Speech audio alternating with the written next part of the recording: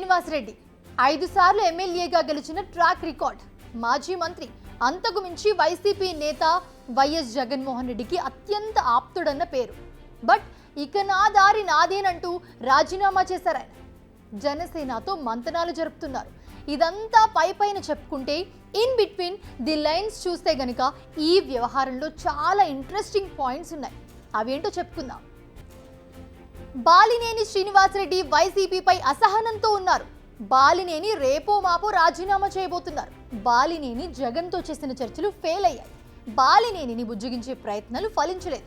ఇలా ఒక్కో రోజు ఒక్కో వార్త. దీనిపై హడావిడి కూడా మనం చూసాం. ఇక ఈ ముసుగులో గుద్దులాట ఎందుకు అనుకున్నారో ఏమో కానీ ఆయనే ఒక క్లారిటీ ఇచ్చేశారు. సింపుల్గా రాజీనామా చేసేసి పార్టీ నుంచి బయటకు వచ్చేసినట్లు అనౌన్స్ చేశారు. వైసీపీలో కోటరీ నడుస్తుంది, ఇప్పుడు కూడా నడుస్తుంది, ఇంకా కూడా నడుస్తుంది. అది ప్రజలు గమనిస్తారు. రేపు వెళ్తున్నాము విజయవాడ, రేపు కలుస్తాం. అది మటుకి అది కూడా వాళ్ళే క్రియేట్ చేశారు. నేను అసలు నేను హైదరాబాద్లో ఉంటే ఢిల్లీలో పోయి నేను ఆ స్టేట్మెంట్ ఇచ్చారని చెప్పి ప్రచారం పెట్టారు.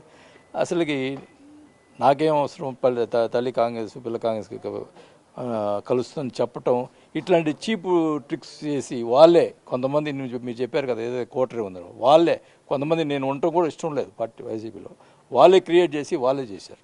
అసలు నేను ఏ ప్రెస్కి చెప్పలేదు, నేను ఏది మాట్లాడలేదు. చెప్పుంటే ఎవరైనా చెప్పనండి, నేను ఏమన్నా ఎక్కడన్నా మాట్లాడానని చెప్పనండి.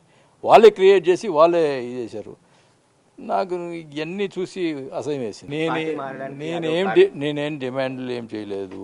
నేను పార్టీ గవర్నమెంట్లో జరుగుతున్నటువంటి తప్పుడు నిర్ణయాల వల్ల కొన్ని ఇబ్బందులు జరుగుతున్నాయి అని చెప్పి పదే చెప్పేవాడిని.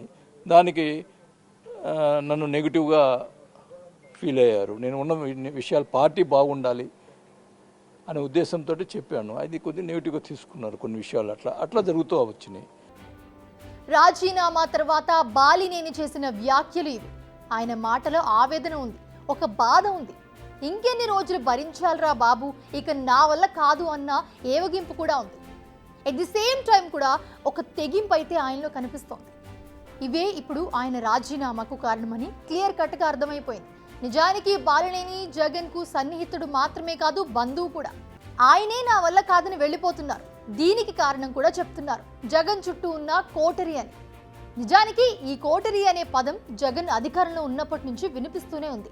ఇప్పుడు బాలినేని రాజీనామా కూడా ఇదే కారణమని తేలిపోయింది. మరి ఈ కోటరీ బాధితుడు ఒక్క బాలినేని మాత్రమేనా, ఇంకా ఇలాంటి నేతల లిస్ట్ ఉందా? వారు కూడా త్వరలోనే వైసీపీని వీడతారా అనే క్వశ్చన్ ఇప్పుడు రేజ్ అవుతుంది. అసలు ఏం జరుగుతుందో జగన్కు తెలియదు. గ్రౌండ్ లెవెల్లో పార్టీ పరిస్థితి ఏంటో ఆయనకు తెలియదు. నేతలు ఏమనుకుంటున్నారో తెలియదు. ఈ స్టేట్మెంట్స్ అన్నింటికీ కారణం కోటరీ. జగన్ చుట్టూ ఈ కోటరీ ఒక గోడను కట్టేసింది.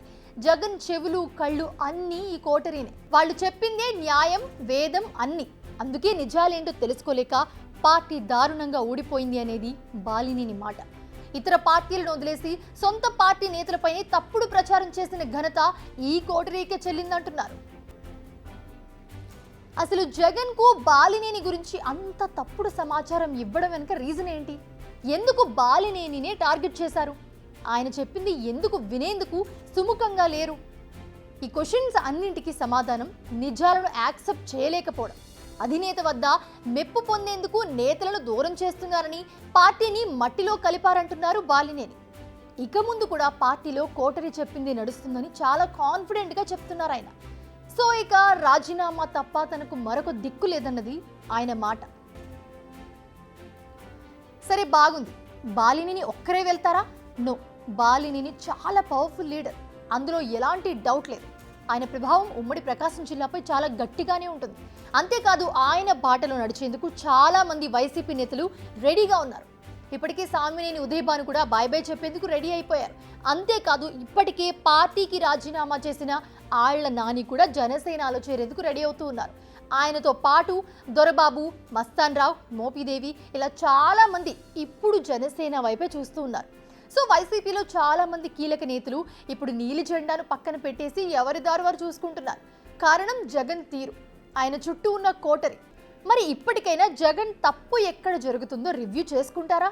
ఆ తప్పును సరిదిద్దుకుంటారా అనేది చూడాలి.